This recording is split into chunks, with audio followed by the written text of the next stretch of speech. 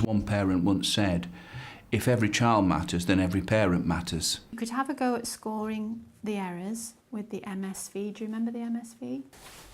The meaning, instruction, vision. Wow, fantastic. So meaning, does it make sense? Structure, can you say it like that? This is a staff room at Leighton Primary School in Crewe, but most of these people discussing the way children learn to read aren't teachers, they're parents. Good, you're doing good. I like doing this. You like doing them? Yes, I do. I like doing the morning records. Shall I go faster then? No. The school's Special Educational Needs Coordinator runs courses accredited by the Open College Network aimed at helping parents as well as teachers and support staff to gain an insight into how children read and how they can read with children. Doing the reading course with Vicky, it's been a fantastic experience. I've learnt so much about children and reading with children. Pop this on just to remind you about the way we score up a running record, and we need to do a little bit more practice. Having put reading at the top of its literacy agenda, the school recognises the benefits of sharing their professional expertise with parents. Parents do not know what goes on, and it's important to share that with them, because the children, we're sending books home with the children and expecting parents to know what to do to them. There's never any sense in which any parent is patronised that similar courses for the parents as for the teachers and the assistants. So therefore you'll have a consistency of approach that permeates the whole of the school. When is it good to have an easy book? And to give your child confidence. Absolutely. This particular course examines reading at Key Stage 1, but it's also providing parents of Key Stage 2 children with some useful insights. Print just doesn't appeal to everybody. Some children just don't get the understanding of it, where I thought they did. If you sat a child down with a book and they've learnt at school, I would have thought they could read to me. So maybe if I'd have done the course, I'd have been more understanding.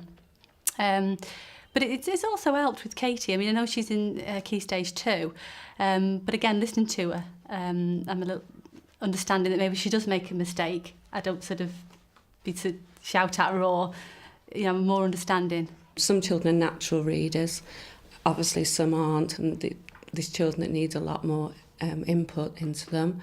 I personally have a child as well that isn't particularly very good at reading. He's also got a few other issues. It's helped me to put so much more into him.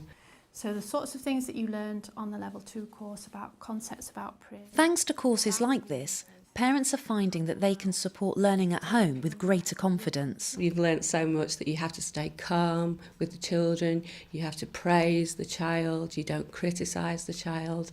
And one of the things, I want my husband to actually sit with Vicky, or maybe even come on one of these courses, because I want my husband obviously to read with the child, but they tend to be a little bit too aggressive with them when reading, and I've certainly learnt that. Parents are on our side, they know what we're about, and also it's lovely to have parents coming in and helping. We've actually started to, in a sense, have our own in-house qualified, highly trained, highly skilled assistants with the knowledge to support children, particularly in literacy. Leighton serves a diverse community on the outskirts of Crewe. Head teacher Glyn Turner understands that the learning environment needs to extend beyond the school gates. Over the last few years, I've found myself on occasion coming down into the community to ensure that the children are in school. One of the things that we're really aiming for is to ensure that our school works in the community, for the community, and involves parents and other family members, so it becomes by the community as well.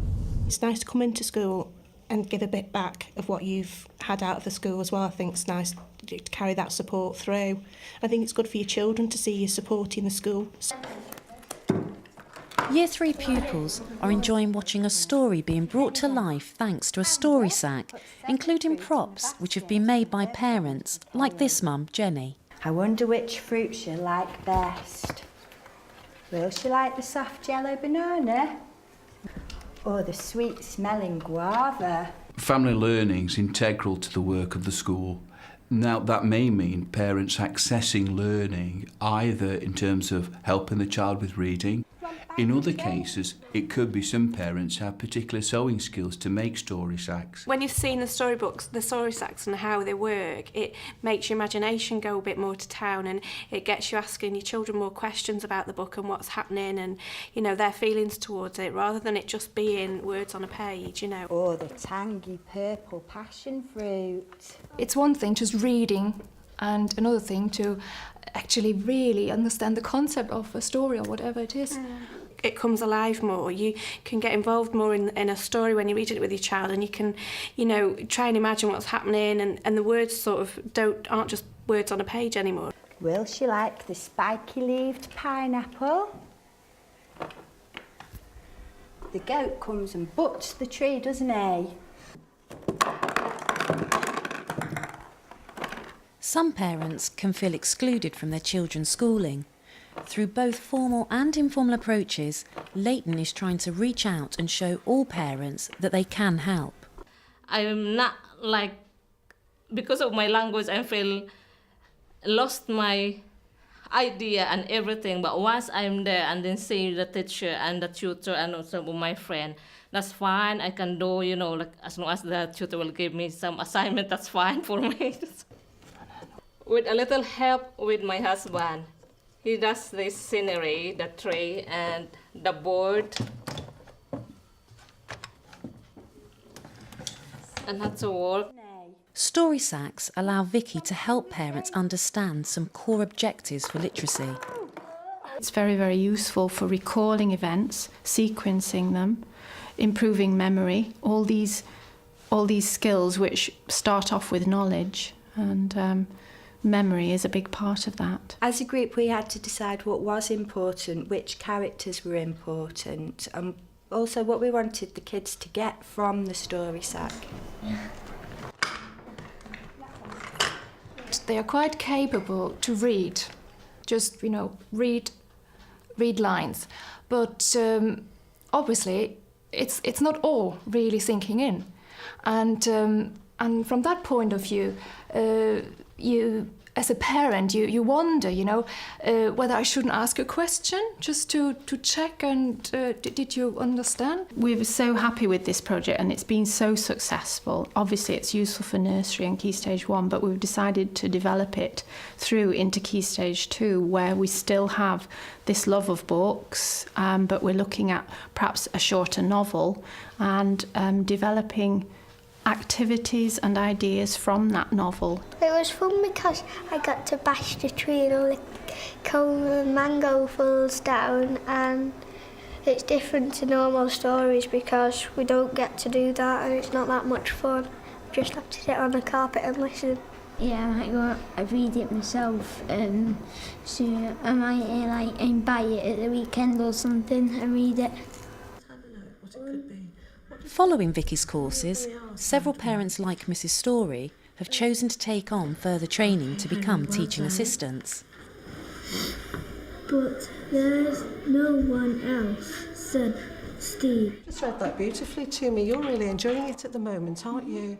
It can sometimes be very difficult to find a parent or an assistant who can offer 12.5 hours per week. As we move towards more inclusive education and children in mainstream require some sort of support, we have parents available within our community to support those children. Now, you imagine you've not just got a parent then who can work with an individual child at home or a family of children, but also can come in and give us some time in school. Mrs. Story now helps run a homework club for Key Stage 2 children who want added support. You're saying describe the first day and then what the children do. More complicated to do at home because you've got more people walking around you. It's helped me to learn more about doing homework and get more experienced in it. I got a daughter in year 4. When she joined reception, I wasn't very clued up at all about what happened at the school. So I thought it was about time I got some training back again. And that's what's really given me the idea to come along and further myself and help Emma, obviously, as well along the way. To have parents in to support is fantastic. And it's all helped towards the Family Learning Quality Kite Mark, which we've just received. The focus very often, because of the nature of part of this community, is for the special needs coordinator to be responsible for learning needs. The learning mentor takes account of emotional needs, and in my capacity as the head, I ensure that we meet with all child protection arrangements, looked after children. We have a regard for all of the children through that triangulation. But the community itself wants success for its children, and it works very, very hard to support the school. Some of my parents were non-attenders in schools themselves, or didn't like school as an institution. So getting them in school now with their children, we try and break that pattern and get them to enjoy school. And it's not such a frightening place. It's not difficult to come and talk to a member of staff. And hopefully that's why I'm here, so that doors open constantly. They come in before school, after school, with any problems, either with themselves or with the children. If you have an open door policy, and as a Senko you do, then you start to meet parents along the way, and you know, we're working together on a child's progress. But I think it's important for a school to look at what they're offering, look at what they're expecting, send out a questionnaire, find out what parents want. As long as we're open to suggestions, then I think it's going to work. Some parents wanted to come into school to learn basic computing in order to share and develop another significant aspect of their children's literacy and learning. I've got 2 boys, one's 6 and one's 9, and the eldest one, who's 9, he'd rather play games on the computer. So we've stopped all that now, and I can now help him to research his homework, like they've just done about the Egyptians. So we've now gone onto the internet together and researched about all the Egyptians, and that's helped with his homework. Did you? It's well worth coming into school. Rather than sitting at home like some parents would do, it's nice to come in and actually see what the children do and what facilities they can use. And it gives you a better understanding of how they're being taught, and then you can help them with the homework and along the way like that. And as for coming in and doing a computer course, when you've got children interested in computers, it really gives them a good push on because they can see you're sharing the interest with them. The children are taught so different from how we were taught, so it's given us a good insight onto what they're doing.